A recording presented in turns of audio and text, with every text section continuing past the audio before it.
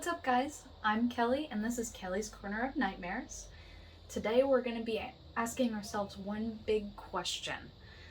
Who is the best slasher horror icon? Today we're going to be talking about the greats. Michael, Jason, Ghostface, Freddy, and Chucky. And I cannot tell you how excited I am. We're going to be breaking it up into 3 different categories, and I hope you like it. Alright, so the first category we're going to look at would be the overall box office sales through the years. We're going to focus on more the box office numbers and how many films or shows come from it. Now, the first one would be Friday the 13th, which had 12 films, including Freddy vs. Jason, with a domestic intake of $382 million and $466 million worldwide. Also, it had a spin-off TV show, but it really had nothing to do with Jason at all. Alright, so the second brutal killer in this category is going to be Freddy Krueger, coming in at 9 films, including Freddy vs. Jason, with the domestic intake of $361 million, and worldwide is $448 million. This also had a TV show and had Freddy come in every once in a while, but it also became a cult classic.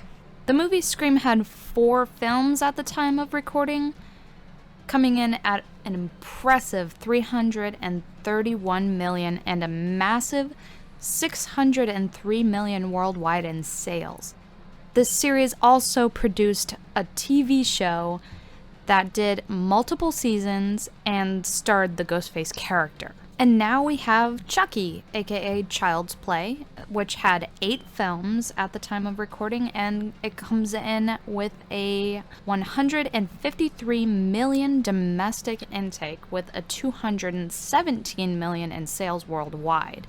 Now keep in mind, Child's Play 3, Curse of Chucky, and Cult of Chucky were all straight to DVD or Blu-ray, and all did pretty well in sales, and they kept making them. The Halloween series comes in at 12 major films and getting the most domestic sales by making $468 million domestically and $618 million worldwide. No TV show for this guy, but with those numbers, he doesn't really need them. For length alone, Halloween and Friday the 13th are the clear winners in terms of spitting out new movies.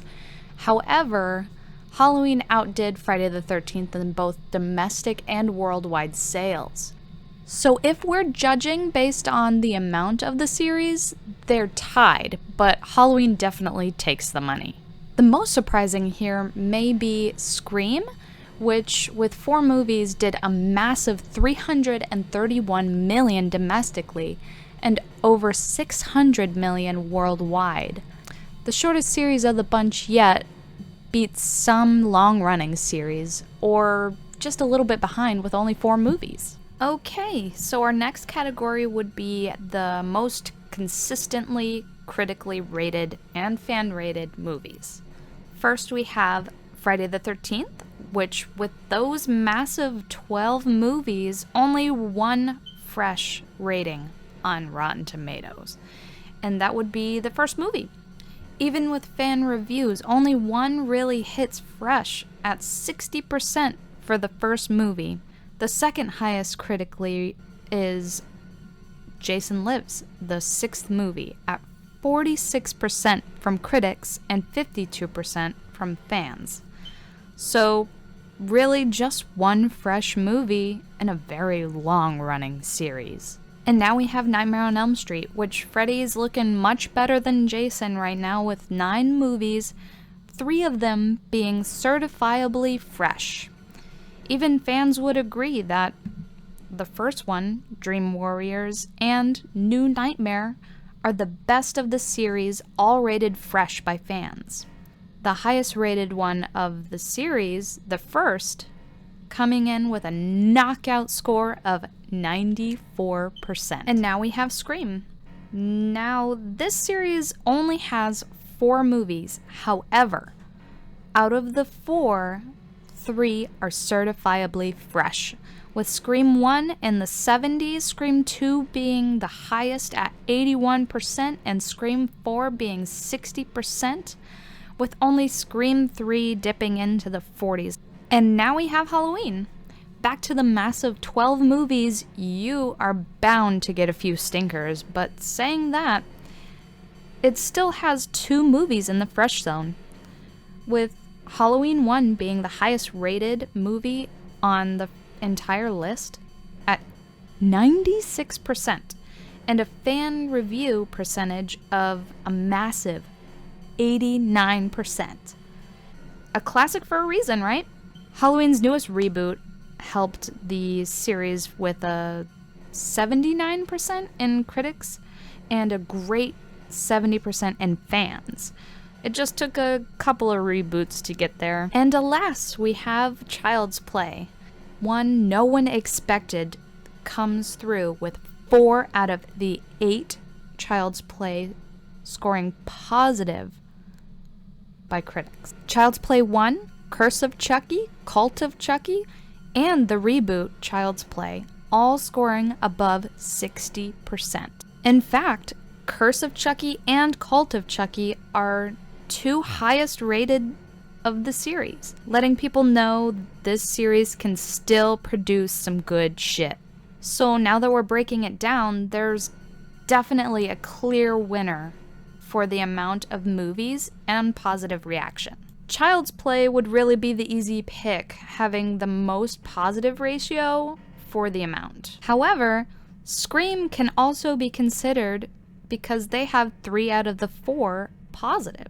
Now, Nightmare on Elm Street having so many movies hurts it a little bit because 3 out of 9 isn't bad for positivity, and it seems when Wes Craven was involved, the movie was way better.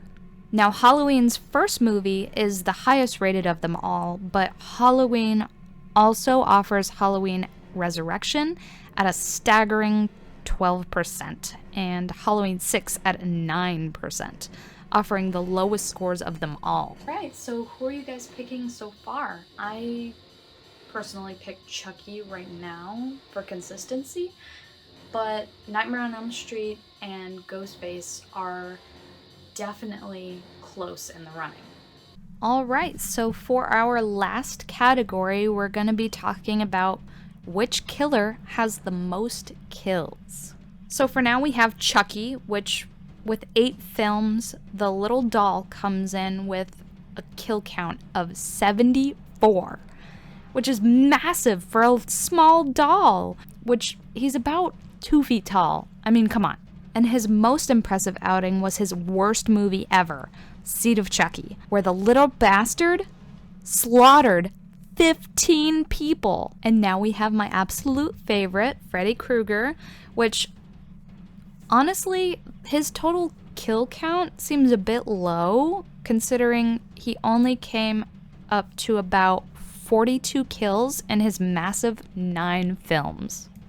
Now, what hurt him the most is he started playing games way too much around Nightmare on Elm Street 5 and only accumulated a grand total of 11 kills between 4 films. Until he came back with a vengeance in the reboot, killing 5 of his victims. This boy just plays way too much. His highest kill count is also the lowest rated movie, Nightmare on Elm Street 2, with 10 kills. Very sad. And now we have Ghostface. With 4 films only, this killer comes up with 36 kills, almost reaching the lengths of Freddy with less than half the movies. Also, if you count the TV show, it looks like his kills actually beat out Freddy. This scary villain has the most kills in the 4th movie at 13 deaths. He really did not like people in this movie. Now we also have Michael Myers, the big cheese, 11 movies, soon to be 12. Michael Myers does not play with a staggering 121 kills. That's right, folks. This guy gets his work done come October 31st. Now, while his first movie is a low death count at 5, his reboot in 2007 by Rob Zombie hits a high of 18 kills. And last but not least, coming in at 0 kills from his first movie, but a massive 167 kills after, is Jason. Hi, Mom. Oh, and he also didn't kill anyone in part 5, as it also wasn't Jason. And now the killer makes up for it, murdering left and right without remorse in all of his other movies. Every single movie is in the double digits, with Jason X, the worst movie ever, in my opinion, hitting a whopping 21 kills in one movie. Now the numbers are impressive for Ghostface, only having 4 movies, but the clear winner here is the Hockey Mask Killer. Could this change? With the news that Halloween Kills having Michael Myers going on a rampage, he might soon beat out Jason's best number at 21 kills, but he first has to beat out his own 18 high kill mark. So Jason seems to be the clear winner in this category, but Michael isn't too far behind.